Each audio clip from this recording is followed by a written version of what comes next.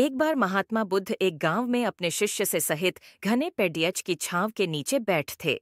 आसपास के गांवों से बहुत से लोग अपनी मानसिक समस्याएं लेकर महात्मा बुद्ध के पास आ रहे थे। महात्मा बुद्ध उन सब की मानसिक परेशानियों का समाधान देते। सब लोग खुशी खुशी अपनी समस्याओं का समाधान पाकर वहां से लौट रहे थे।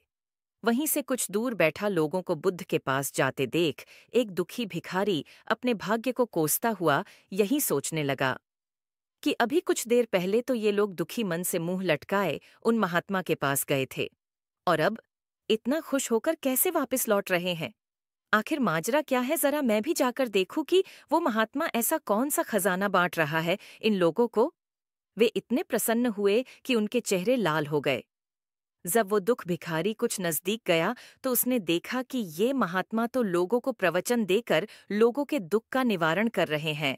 यह देखकर भिखारी के मन में भी तीव्र इच्छा हुई कि क्यों न मैं भी इन महात्मा को अपना दुख बताऊं। मुझे भी अपने दुख का समाधान अवश्य मिलेगा। बस फिर क्या था। समाधान पाने की लालसा लिए भिखारी महात्मा बुद्ध के सामने पहुंचा और हाथ जोड़कर प्रणाम करते हुए बोला, मैं भी लोगों की मदद करना चाहता हूँ। मुझे लोगों की मदद करने की बहुत इच्छा है, लेकिन मैं कैसे मदद कर सकता हूँ। मैं बहुत गरीब हूँ। मेरे पास न तो पैसे हैं और न ही कोई ऐसी चीज जिससे मैं किसी की मदद कर सकूं। मैं कोशिश करने पर भी किसी की मदद नहीं कर सकता। मुझे भगवान ने इतना गरीब क्यों बनाया। हे महात्मा, मुझ पर कुछ कृपा करो। इतना बोलते हुए भिखारी रोने लगा। महात्मा बुद्ध ने उस भिखारी को कहा, महोदय, आप बहुत अज्ञानी हैं, क्योंकि आप अभी तक इस भ्रम में जी रहे हो कि तुम्हारे पास कुछ नहीं, जबकि दूसरों को कुछ देने के लिए तुम्हारे पास बहुत कुछ है। तुम बिना धन और वस्तु के भी दूसरों की मदद कर सकते हो। तुम्हारे पास जुबान है, जिससे तुम मीठे शब्द बोलकर किसी के दुख की चेहरे पर मुस्कान ला सकते हो।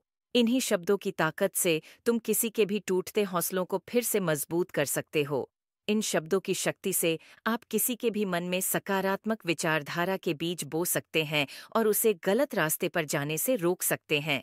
तुम्हारे 2 हाथों से किसी भी कमजोर या लाचार व्यक्ति की सहायता कर सकते हो। आपके 2 आंखें किसी अंधे को रास्ता दिखा सकते हैं। तुम किसी के लिए दुआ कर सकते हो। ये हो सकता है कि उनके बुरे काम फिर से हो जाएं।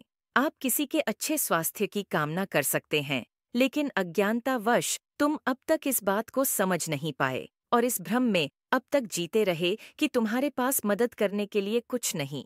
किसी की मदद करने के लिए धन और वस्तु का होना अनिवार्य नहीं है। बिना धन और वस्तु के भी हम कई प्रकार से लोगों की मदद कर सकते हैं।